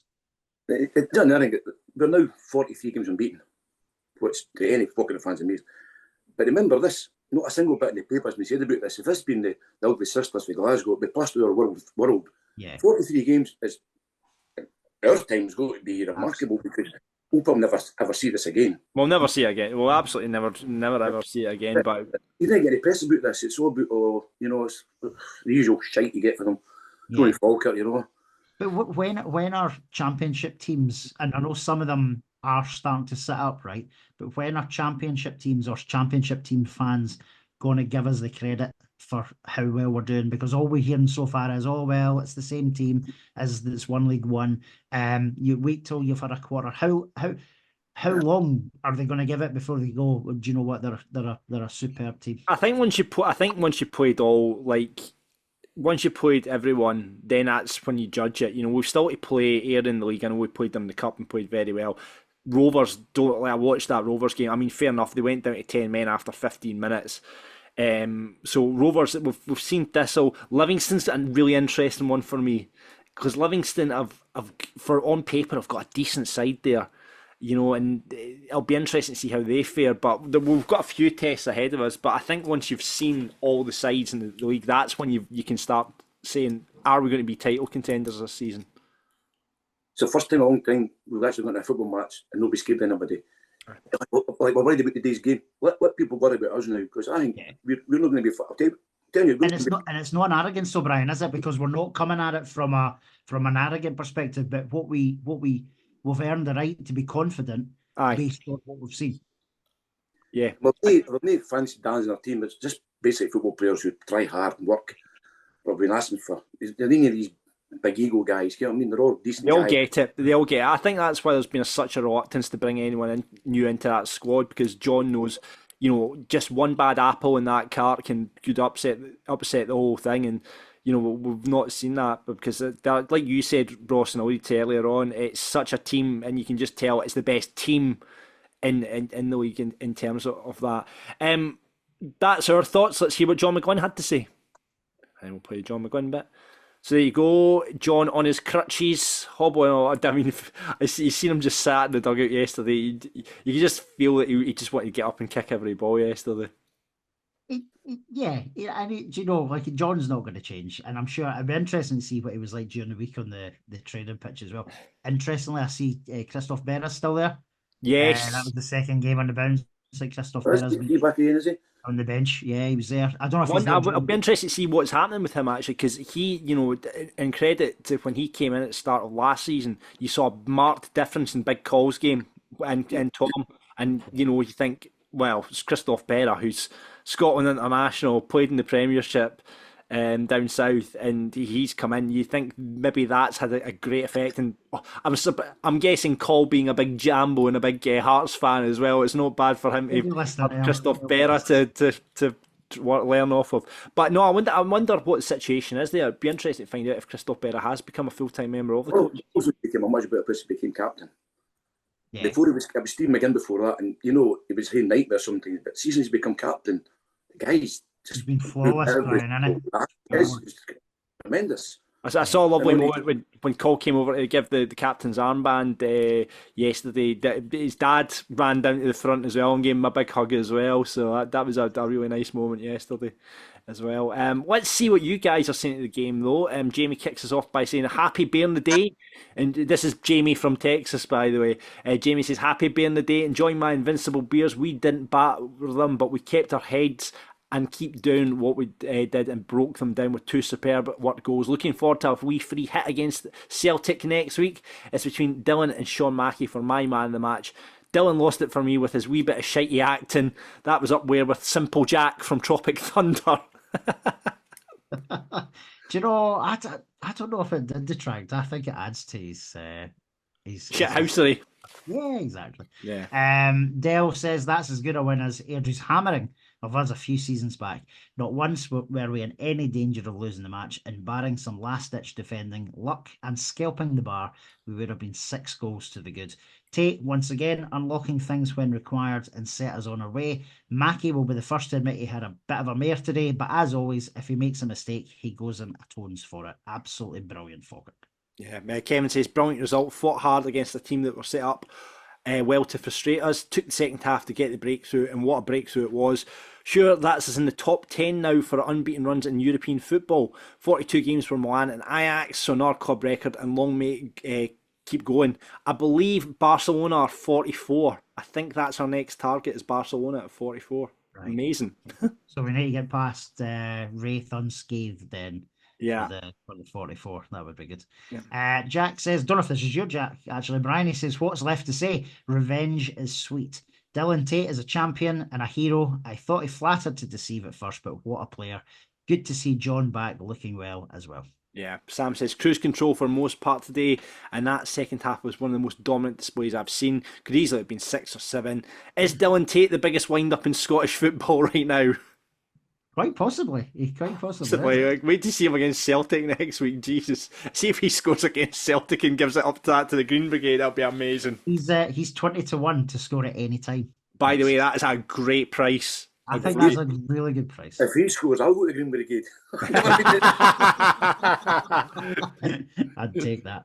Absolutely, man. Hey, just take the money and run. That's why I said to you a week, Ross. You know, I think Absolutely. We'll talk about Celtic, but I think it's a defeat. I think. Listen, it's a day and it's a free hit. You know, John Flynn said it perfectly yesterday. We've earned the right to go and play against 60,000 punters next Sunday, and we'll have a good day. And I know we don't want to get beat, right? Don't. It might happen. It probably will. But let's go and enjoy it. We'll take the money and we'll dust ourselves down. Whatever happens next week, and we'll go to Starks Park with another couple of thousand Bairns behind the goal. That's what's going to happen. So yeah. Yep. Grant says 5 in a row. I know it's early days, but we are top of the league. Say we are top of the league. Left it late and thought we'd never score, but better late than never. What a result. What a day. And Celtic next. Come on, you Bairns. Yeah, Mickey says rated player this week has to be Dylan Tate. Quality in spades all day long. Just picked his spot for that goal. Falkirk Dafty, also Dylan Tate for that ridiculous cheating and going down clutching his face. Yellow card fully deserved. We need him to be better than that. You know what? I think Dylan will look back at himself and go, yeah, that's not on really, is it? Have we ever had someone get Falkirk Daft rated and Falkirk Daft? It could happen this week. Gavin says we've had some great results, maybe with not the best team we've had, but what a difference it makes having a fantastic manager who knows how to get the best out of the team. He's got them playing great football and attacking football instead of what we've previously seen, with always going back to passing to the goalkeeper under the likes of Sheeran. McGlynn has made his mark in Falkirk history. I think that's a brilliant shout. Yeah, I think when we now talk about the top managers we've had, McGlynn comes into that conversation. Obviously, you know, taking a team invincible, he's always going to be in that conversation anyway. But when you look at some of the great managers, when you talk Jeffries, when you talk Totten, when you talk, you know, Yogi, you know, McGlynn comes into the conversation now as well. Absolutely, 100% agree with that. Paul, a proper shift put in by the team today. Airdie made it difficult going, especially the first half. The amount of time wasting by the Airdrie goalie was an absolute joke. Class shone through in the end. The juggernaut continues. Indeed. And last but not least, Jamie says, the last of our demons banished. What a fucking team. Now, I would say, Jamie, I put this gif up like, you know, Yoda in Star Wars when he says, there is another. I think Wraith Rovers is the last one that we need to put to bed. And maybe Livingston to a certain extent as well in terms of teams. Because Livingston, the last time they gave us, when they went back-to-back promotions, gave us all sorts of trouble. But Wraith Rovers is another one that needs to be put to bed. And I really hope that we go to start in a couple of weeks and absolutely batter them. I do as well, but maybe for different reasons. Like, I know some people hate them because they got given the league at COVID season and all that kind of stuff, right? John McGlynn. The whole John McGlynn thing. However, I think what annoys me now, and I know I made mention of this on social media after they got beaten Friday night, is I think Wraith have already placed themselves as the winner of the championship. And I think that's what's getting on everybody's goat. They think they're this big thing off the park now. They're doing up the stadium. They've got all these fancy shit in the background. Well, do you know what? You need to do your talking on the park. And they're not doing that now. So they're still a championship team for now. I think every championship side hates Wraith Rovers at the moment. And it is all down to their social media team. Yeah. Basically, I think, like, I was speaking to, obviously, my friend Stevens, a Dunfermline supporter, and he, like, we had a Wraith Rovers podcast on another podcast I do last week, and he basically just wound up the guy. Because for Dunfermline supporters, for Wraith supporters, they're big derbies against Dunfermline. For Dunfermline supporters, their big derbies against Falkirk. Do you know what I mean? Wraith Rovers have this idea that it's this invented derby and that the Fife derby should be their priority. Dunfermline supporters don't give a fuck. Don't give a fuck. So you look at the two championship now. Arbroath had a chance a couple of years ago. Relegation for this year, bottom of the league. Wraith Rovers last year, bottom of the league. Hope it fucking continues like that. Yeah, me too. Listen, we just take care of ourselves. We'll be fine. Let them worry about us for a wee change. Instead of worrying about them. Yeah, they've certainly they've certainly rolled the dice in terms of like Ayr have done. They've rolled the dice in terms of the play. You know, when the amount of money that must be getting spent at Ayr must be ridiculous. Wraith have done something similar. You know, they've just got rid of Ian Murray, who they just put on a new contract, so they're paying off Ian Murray, and they brought in big earners. You know, in Hanlon and in Stevenson as well. Now, if rumours be had, they're on £1,500 a week. You know, above that. And on 3-year deals. Can you imagine having to pay Hanlon and Stevenson £1,500 a week in League One? Yeah, I hope so. I want to see them try. We've been through all this. I don't care about another team or Falkirk. They can do what they want. It's about us, no anybody else at the moment. So that'll do for me. Absolutely. Right, okay then. Let's get to it then. Falkirk Daft rated player of the match. Ross, let's come to you first. Has to be Dylan Tate. Not just for his goal. He set up the second one as well. But just everything good happens from our midfield of him and Spencer. And Tate just absolutely stole the show again. Yeah. Brian? I'm going to go for Alfie. Alfie. Just because Good shout again. Yep. powerful work rate and he's never stopped. So I'm going to go for Alfie. Now, Alfie's had the last 2 Falkirk Daft rated nominations after his performance against Morton and his performance against Steny last week. I, however, I'm going to go with Ross, and I'm going to say Dylan Tate as well, just for being absolute shithousery, having the, you know, selling like a wrestler, and that wonders absolute peach of a goal. So yeah, Dylan Tate gets Falkirk Daft rated this week for me. Don, see, just before we move on to Dafty though, I think Brian's got a good point. I think that was Alfie's best game in a Falkirk shirt. Do you think so? I do. I think if you think about the full game, his contribution in it, he was so consistent all game, and it's hard to not give him it personally. But I genuinely think Tate just was just that next bit up. But Alfie was phenomenal yesterday. Yeah. Sometimes Alfie doesn't know what he's doing himself. You know, Alfie, he does brilliant things, then he does an Alfie. Yeah, he does. But yesterday, I thought he was really well. So bye. All right, Brian, let's come to you then for the Dafty. I think I know who you're going to go for here. The Dafty of the day. I'll say Sean Mackey, I think. They get the good shite, Sean Mackey. Ross, you got one?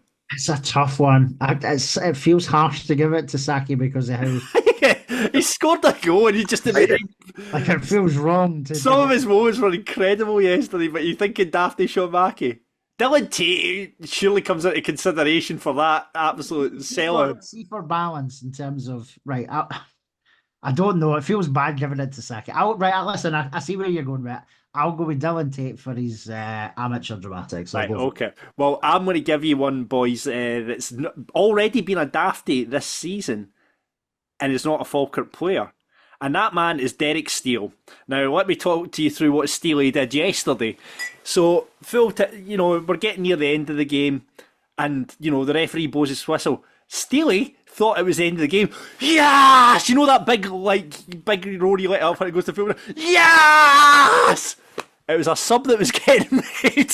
It was absolutely belter. He jumped to his seat cheering like it was the full-time whistle when it was like, and everyone's up there, Steely, it's just a sub, mate. So, it's up to you. The decision's split between Dylan Tate, Sean Mackey or Derek Steele. I know where it would go. Yes, that's a good shout for Steely. I can't believe he's going to end up with 2 this year so far then. So we're going for Derek Steele for Dafty of the Week. Brian, what do you think? Aye, we'll go for Derek. That's we'll go for it. Steely, you've got 2 Dafty nominations this season. By the way, we're going to have to get some sort of trophy. See if he gets a third one by the end of the season. We're going to have to get some trophy made up for Steely because that's 2 already this season for him. We forget, right? No, just Derek. Brilliant, love it, absolutely love it. Listen, thanks for coming on, Brian, but before you go, we need to do our next new part of the show, and it's Falkirk Daft versus. Now, Brian, I don't know if you've been listening in the last few weeks, but we have a quiz on Falkirk ready to go. It's Falkirk Daft versus. I am going to be the quiz master this week. You're going to be up against Ross. 5 questions, and as a penalty shootout style, you two will go against each other. So far this season, it's 4-0 to the Falkirk Daft boys. And this is the 5th game of the season. I am proper nervous here because this is Mr. Falkirk. I'm sitting in front of well, let's see how we do. Here already. Well, it's got a bit of a theme this week, boys. Ross, you're going to have to write down your answer, and Brian, I'll get you to give me the answer. But as we're playing Celtic on Sunday, there's a bit of a theme to the questions this week. Right, okay, so he's both ready. Go on then, I've got paper here. Yeah. Right, you're representing Falkirk Daft listeners here, Brian, and you need to get a point on the board for them because they're struggling so far this season. Right, okay, first question. What was the score the last time we beat Celtic? What was the score, Falkirk, last time we beat Celtic? Ross, write something down. Brian, hold on to your answer just now. I'll get that in a minute.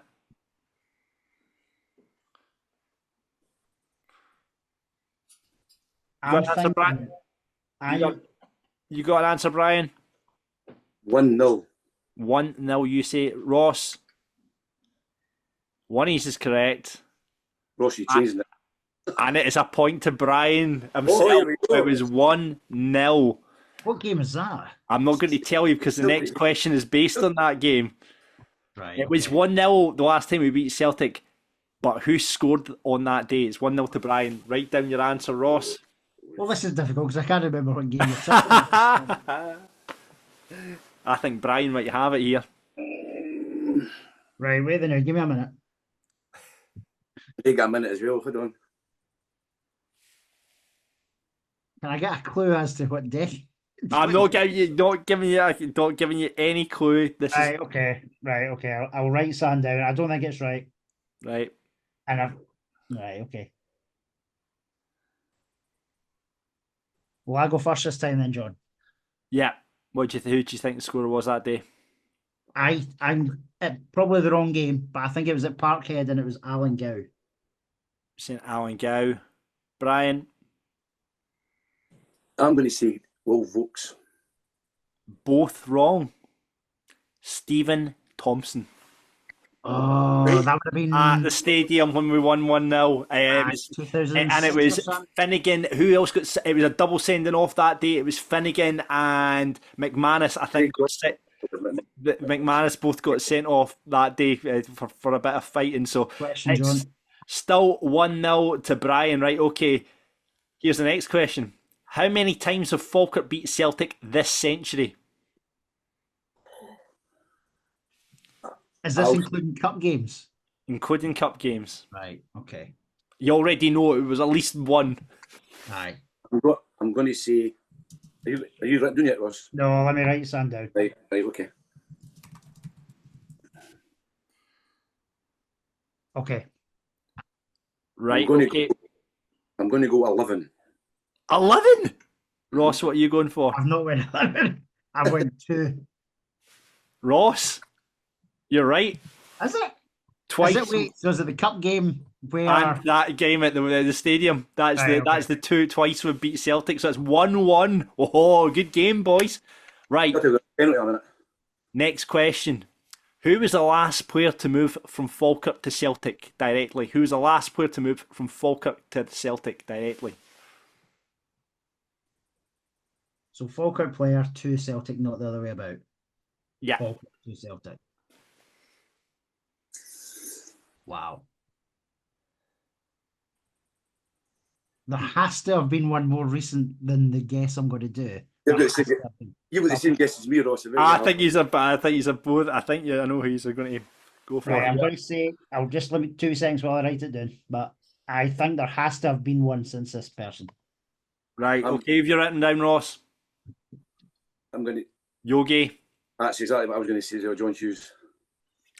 Both correct. That's sensational. That's it. 30 years ago. I know. The next one will be Keelan Adams. Exactly. Right. Okay. Last question. Right. So we're at what? 2-2. Is it 2-2? 2-2. This could be the decider. Otherwise, it's going to a tie break. Right. In the 8-1 League Cup defeat in 2004, dreadful memories of that. Who was Falkirk's scorer that day? In the 8-1 defeat, who was Falkirk's scorer in the 8-1 defeat?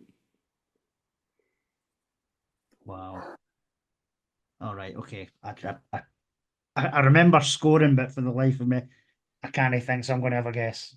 Right. I'll take a guess as well. Right. Well, we'll get you to show yours in a minute, Ross, and then we'll get Brian's answer, then we'll get you to show you yours. Right, okay.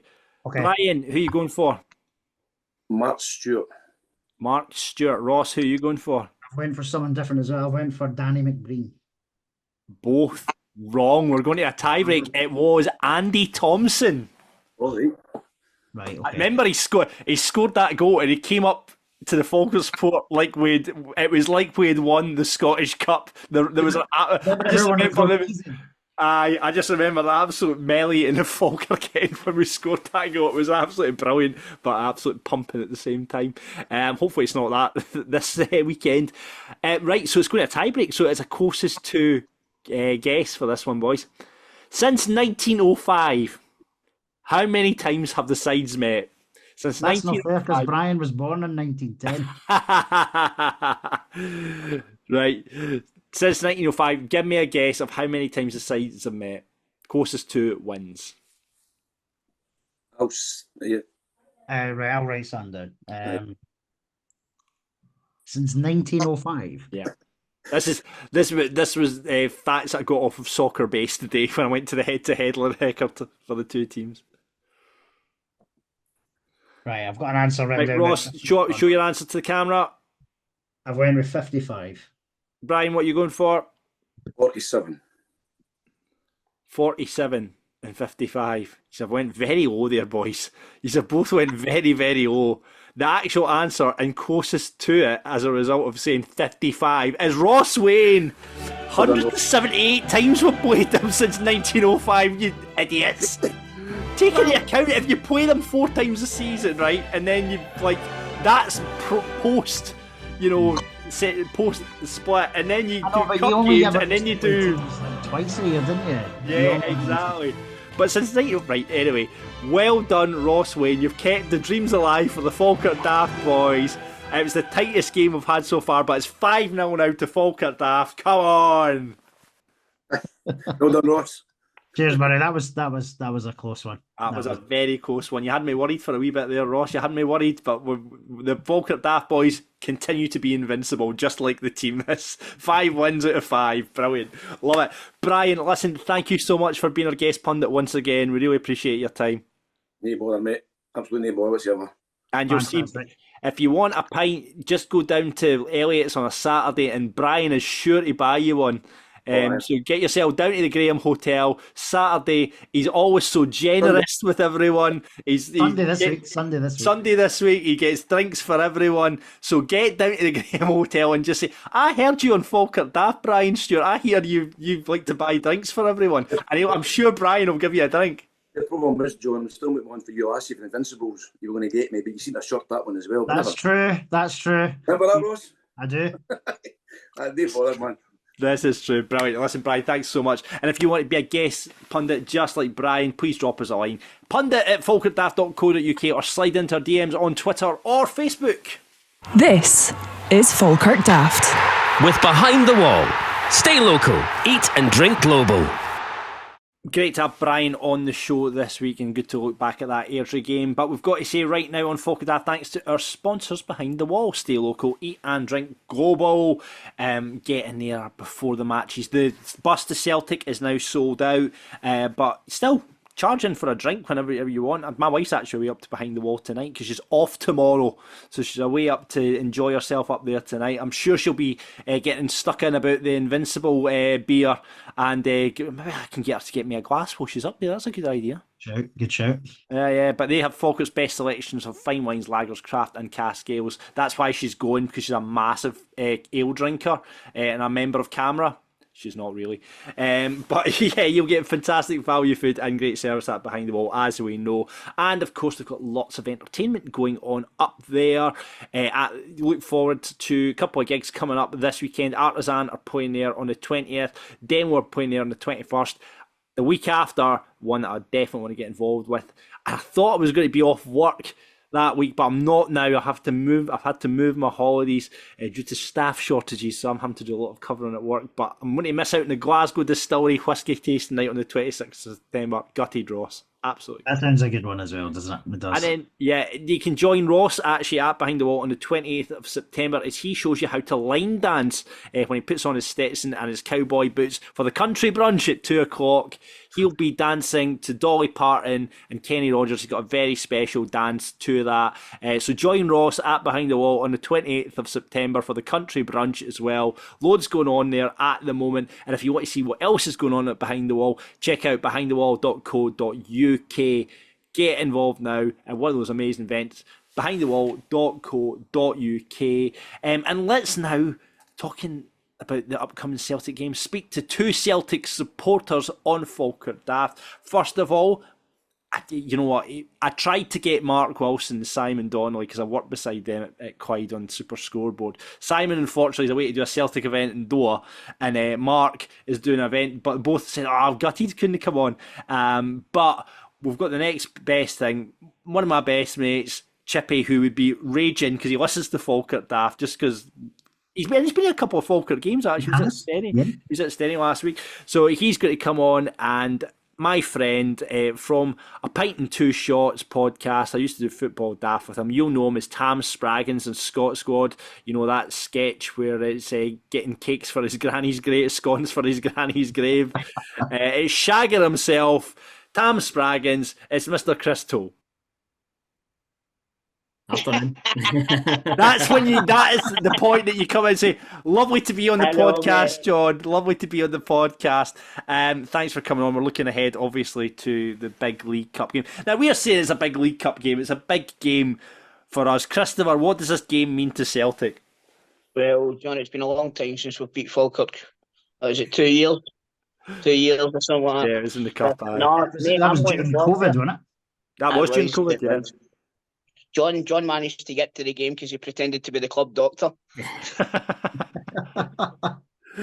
But you've got a big game, obviously, in the Champions League this week, and then you're coming up against Falkirk. Chippy, do you think? I'm guessing it's going to be a much changed Celtic side come Sunday.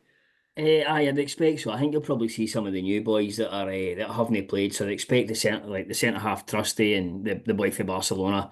And Luke fucking brilliant! The boy for Barcelona. This is what I immediately go. The boy for Barcelona's going to play against Falkirk. Brilliant. And McKibben will probably start, and you might see Bernardo start as well. So we might ring the changes, but I doubt it'll not be. Shouldn't be a drop in quality as compared to Kwon, Awata, and Yang like we had done last season. Do you not think any of those boys like Awata will play? Do you not think Awata will play?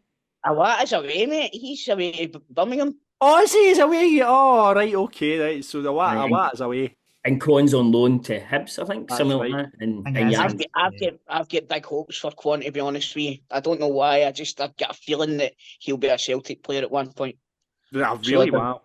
I'm assuming Ida might come in for Kyogo as well. Possibly, but I don't know. I think the Falkirk game's the sort of game that Kyogo needs. What do you mean by that, Christopher? I mean, like he could be doing with 4 or 5, John. So I knew that's exactly what you meant. It's going to be. We're obviously not expecting a lot, Ross, are we?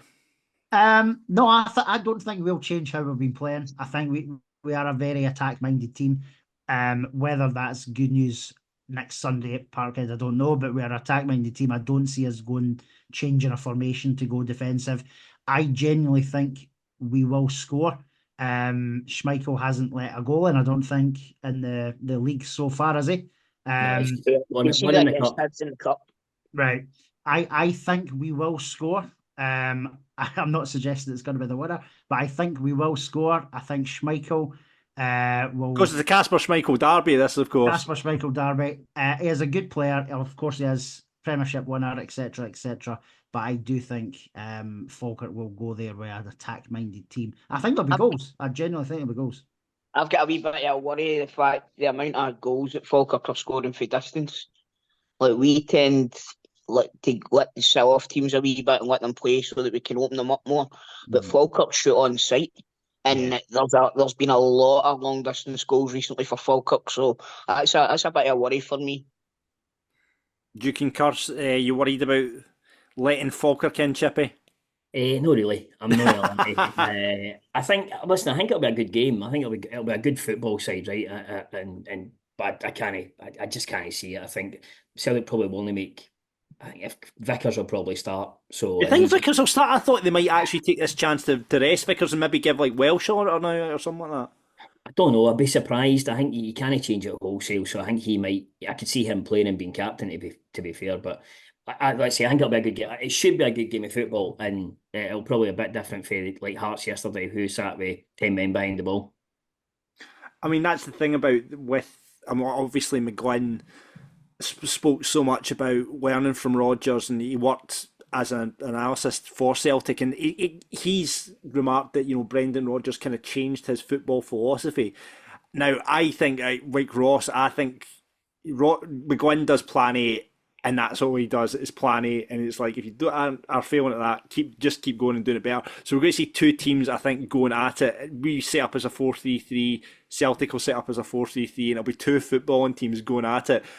I don't know if that's a good thing or not, because what he is obviously with the quality you boys have. It's I mean, we've got great players, but yeah, you know when you're talking about bringing in a boy for Barcelona, that's where you start going shit, going up against that. But I think we can get at them, Ross.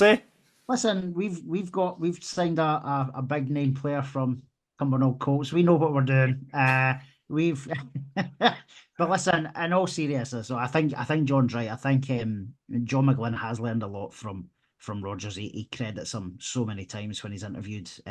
He's obviously been on our podcast a couple of times. He's done the open goal one as well. So he does share about the influence that Rodgers had on him. I genuinely think this could be a high scoring game. My own hope is that it's like a high scoring equal game, so like 3-3 or 4-4 or something like that, rather than like 7-0. But I think you're off your fucking head, man. So you and Cameron said something very similar when I said we'd beat Hearts. That's all I'm going to say, Toal. I had you on my curtain that day, so did you really, Toal? Well done. Totally I totally yous and who was it that beat Ross County again? Spartans. I had using Spartans on my curtain, and I think it was Dundee United that let me down. Oh, that would have been a big coupon if that had come in, Toal. No, mate.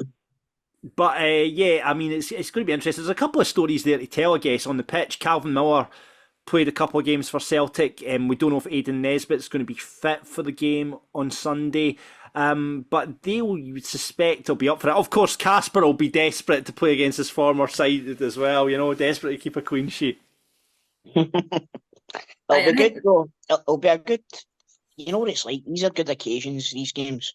It sounds pure derogatory, but like when the teams for the lower leagues come up, they always bring a massive following as well with them, and it always just adds to the atmosphere in the stadium. So it'll be a good day regardless. Unless I agree with you. I think that's the good thing about Falkirk being back in. Like, it'd be great if Falkirk come back up, because I think you're guaranteed they'd sell out whatever away section they get every single time they played as compared to some other teams. So I think it'll be by all accounts. There's not many tickets left, I think, from a Celtic point of view as well. So it'll be potentially near enough a sellout. Is that right? I mean, I was looking back at the attendance when we played you in the League Cup. And we beat you in the League Cup on penalties. Do you remember that? I fucking remember that. Aye. Van der Snow one where his ball just went over the stand. I think it's still travelling. Aye. But yeah, I mean, the attendance of that game was only 18,000, which blew my mind, actually. I mean, it was, I think, it was Tuesday night and it was horrible weather from what I recall. But yeah, it's you're expecting maybe 60,000, maybe, do you think? The way it's got, like, generally, I think people can't get tickets. So see when tickets come available now for these games, people just want to go to the, because there's such a feel good atmosphere now. So like the Hibs game, normally when we played Hibs, I know it's Hibs, but it's early doors in the cup. Normally that'd be quite a low attendance, but it was near enough a sellout again. So I think you're looking at 40,000 plus easy, maybe more than that. I actually thought the Hibs game was free on the season ticket because there was that many folk there. Normally when it's the League Cup, folk just don't bother their arse. But like Craig's saying there, like there seems to be such a clamour for any sort of tickets now for Celtic that even when these games come up, I mean, Who was it? We played a Legends game at the end of last season. There was about 35,000 there or something like that. Aye. So just any sort of chance that they get to go to the games now, folk are snapping the tickets up. Well, and that's the thing, Toll, because obviously we put our tickets on sale. Celtic had thankfully given us a decent chunk, so I think we've been given the European allocation, give or take. So it's about 2.5, just over 2,500, which is sold out. Oh, you're lucky you got all the restricted views then. But I think with Falkirk asked for more, but I think because, as you've said, because Celtic are selling everything that they're doing just now, I don't think there was any chance of us getting any more. But I agree. I think it'll be brilliant. Hopefully it's a good day atmosphere-wise. I'm sure it will be. And two good football teams, like obviously different levels. It is different levels. We're realistic, but it'd be brilliant to see a proper two teams going toe-to-toe. I think it'd be brilliant. You're right in what you say, John, though, with McGlynn learning for Rodgers, because Rodgers has only got Plan A as well. And we found that out in Europe. You know what I mean? So he's definitely picked up for that fucking side of things, man. I was there when we got beat 8-1 in the League Cup. Was it the League Cup? It was the League Cup. We got beat, scudded 8-1. Yeah. I think Roy Keane was playing. It was back in. I think Roy Keane scored that night, actually. I think it was one of his only Celtic goals. Maybe I'm wrong, but I was sure he only scored against Kilmarnock in the league game. Maybe I'm wrong. Yeah, maybe I'm wrong. I remember Ross Wallace scored a hat-trick that night. That's right. Against us. Yeah. Jeez, exactly. So we're hoping it's not going to be another one of those days. I'm unfortunately not making the game. I'm absolutely gutted, but I'm working in the morning and then I'm going to see Ryan Adams at night. You're going to see Ryan Adams. What about Chippy? Are you making the game? Aye, yeah, I'm just driving and drive across. Right, okay. John, there was no excuse. You should have fucking got a ticket. Aye, and it's my in-laws. I booked it's in-laws' anniversary as well, so it's just been this mad. Do you just not do big games going to watch Falkirk? Because that it? It's just. I missed the Hearts game this season. I missed the Dundee United game because it was. Well, listen. This is maybe a good omen then if he misses this one. It maybe is actually. It maybe is. Right, I'll go around the board then. I'll come to you last, Ross. We'll go to the Celtic boys first. Craig, what do you think the score's going to be? 4-0. 4-0 for the Falkirk, aye? Celtic, obviously. Come on, really. Toal. I think it'll be close. I think it'll be 2-0. 2-0. And it'll be a late goal like yesterday. Right, okay. Ross. Let's be honest, we've played Hearts. The Falkirk have played Hearts. Yeah. You know, Falkirk scalped their arses. You know, we'll see. But anyway, regardless, John, if we win, I'll be on the phone to you, and if we don't, my phone will be getting turned off. There's a lot of people that are on my phone, by the way. They'll be getting a group chat set up in WhatsApp with every Celtic supporter I know if we win, by the way. Mark Wilson, Simon Donnelly, Craig McCaffery, Christopher Toal, Ryan Gallagher. They'll all be getting added to one big group chat, and there'll be lots of... That probably won't happen. Is there any areas of the park you're slightly worried about, or any threats you maybe heard from Falkirk? Chippy, I know you've seen us a couple of times. Is there anyone that you think they might get a bit of change off on the Celtic team? I mean, it depends. I mean, Morrison on the left, if he's up against Ralston, and I think if Ralston comes in, just say it right back, then potentially, and if Morrison's fit, any time I've seen Falkirk, that was maybe 5 times I've seen him last season with yourself. So yeah, he's always looked pretty tidy. Boy Spencer's good in midfield as well. But Celtic might make some changes in there. I think there's always that opportunity, I think, for some of the Falkirk players. And it's a bit of a showcase for them as well, right? Games in the telly, massive crowd, see how they can handle it. So like I say, I still think Celtic will be fairly comfortable, but there's some good players. Like I say, Miller's free kick last week against Dennismuir was outstanding. Ryan Shanley's penalty, not so much, but the free kick was outstanding. Good news for you guys. You'll be delighted to hear that Cal Morrison's probably injured for this game, so it'll be a shame. Which does, however, mean I'm waiting to see this duel of Alfie Agyeman versus Greg Taylor. It will be incredible, absolutely incredible. Alfie's going to be. We don't know what he's going to do. He doesn't know what he's going to do. Greg Taylor will certainly know what he's going to do. We don't think that Greg's going to be playing, do we, Craig? No, I'd have thought. I'll be the Barcelona boy.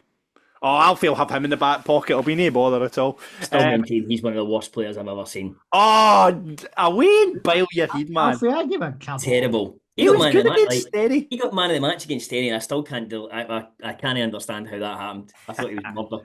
He'll be great. He'll be great. Right, Ross. Let's come to you for a score prediction. He's never backed against Falkirk, and to be fair, after 43 games unbeaten in the league, he's always been a winner. I agree with Toal. I don't think it'll be as far away as what Chippy's suggesting, but I'm going to go for a very optimistic 2-2, and Falkirk will win on penalties. There we go. Now, we just clarify, it does go straight to penalties as well, doesn't it? There's no extra time. It just goes straight to penalties. Right, I'm going to have to, let's go one. I'm going to go 1-1 in a penalty win for Falkirk. Do you know what, John? I think that might only be for the group games. I think there is extra time. I'm not 100%. Didn't he say that too? I think that was only for the group games because you won a point if you won on penalties. Oh no! Right, we'll have to check that, and someone will message us and let us know. But yeah, aye, cut it out, John. See if I'm wrong. Cut that bit out, right? So I know what I'm talking about. When I used to do football daft with Christopher Toal, there was always the mention of when Christopher always said something that would get him cancelled. It was just like, or Stephen or Grado, they would all say, just cut that out, John, just cut it out. And there was always this risk that we ran of something that would get us cancelled. I'm still fucking terrified you've got that hard drive somewhere by now. Maybe I have. Right, okay. Listen, boys, thank you so much for coming on Falkirk Daft. We'll wait and see what happens on Sunday. I would fully expect messages from either one of you if we get absolutely pumped. But like I say, that group chat with every Celtic supporter that I know will be getting set up, and there will be absolute abuse from myself to everyone. I can't wait to walk into Super Scoreboard next Monday night with my Falkirk top on. I noticed you've got your Celtic t-shirt on now, have you not? Oh, that's a Jake the Snake t-shirt that I'm wearing now. So yeah, I hadn't actually thought when I was doing this podcast I am actually wearing green. So there you go. It's funny, John, because the trainers I'm wearing are Jake the Snakes and all. Brilliant. All right, superb, boys. Thank you very much for coming on Falkirk Daft. See what happens on Sunday. Best of luck. I hope the rest of the season goes well for you. You know, John, I used to go and watch Falkirk, so I've got a wee soft spot for them. So best of luck for the rest of the season. I just hope it starts after next Sunday. And we didn't even get your Paul McStay story told. That'll be the next thing. I didn't have anything to do with Falkirk. I could have given you a belter of a Falkirk story that I made up on the spot. Brilliant. Thank you very much, boys. Cheers, later. Thanks, mate. Cheers. This is Falkirk Daft. With Behind the Wall and the Falkirk football fans in training. So that is it for this week's Falkirk Daft. Thank you very much for listening. A packed episode, Ross. Yeah, absolutely busy one, isn't it? Yeah, it was a busy one. Busy one. It's a very long one as well, because if we're just gonna. Before we go, we started the podcast. The Falkirk women were just kicked off, and what's the score now? Right, so let's have a quick double check. So it is currently, it is 7-0 to Falkirk women, and there is still half an hour to go. Oh my word, who's got all the goals? Ellie Roberts scored a couple, I think. Iona Bridges obviously always scores. Who else has got? Has Anna got a goal? Olivia Murphy's got a goal. Shannon Todd's got a goal. Shannon's got two actually. Mary Smith's got. Oh God, they're not. We're waiting for Captain Anna to score. I don't know if she's. I don't think Anna's playing today actually. She must have a knock. So I don't think she's in the squad today. Right, that's a shame. But well done to the girls. That's an absolute pumping. Fantastic. Love that. Absolutely love that. Thank you for listening to Falkirk Daft. We do really appreciate you if you watch this podcast, you listen to it. Leave a wee comment. I think we're 5 short of 1,000 subscribers on YouTube now. 5 short, so subscribe, like, all that stuff that the kids say. Hey guys, welcome to the channel. You can do all that, like and subscribe, hit the like for likes, do all that sort of stuff below if you're on YouTube, or if you're on listening to it, leave a review on Apple or Spotify and say, these guys are great, we really enjoy listening to our Falkirk chat every week and the shite that they talk. And you can follow us on Twitter, Facebook and Instagram at Falkirk Daft. You can buy merch.falkirkdaft.co.uk. Get yourself kitted out for the game on Sunday against Celtic, and join the Discord. The links are below. Get all the chat in there. I've not been on it since the one against Airdrie, but there was the Robbie Much thing that's going on in there. There's an in-joke about Robbie Much that continues on the chat, so get involved. It's Discord if you don't know. It's like one F in Falkirk, but it's just on an app, so get involved in the chat there. We'd love you to have you on board. You're heading to Celtic Park on Sunday, Ross. I unfortunately miss it, gutted. Can you imagine if we See if we win and I'm not there, I'm going to have to stay away from big games. I'm just going to have to stay away from big games. Yes, that is going to be the rule of thumb. I will be at my in-laws' anniversary lunch hour, and my father-in-law is a big football fan, so what I'm thinking is if we book the lunch for 2, right, so I get back from work, man, I might get the second half. I might be able to sneak away for the second half, so hopefully 0-0 in the first half, sneak away for the second half. Boom. That's the plan anyway. Done. There you go. Done. Fingers crossed. But it will be. I'm really looking forward to seeing what the crowd's like, because obviously we know how many tickets we've sold, right? But yeah, I think it will be a wall of noise in that corner.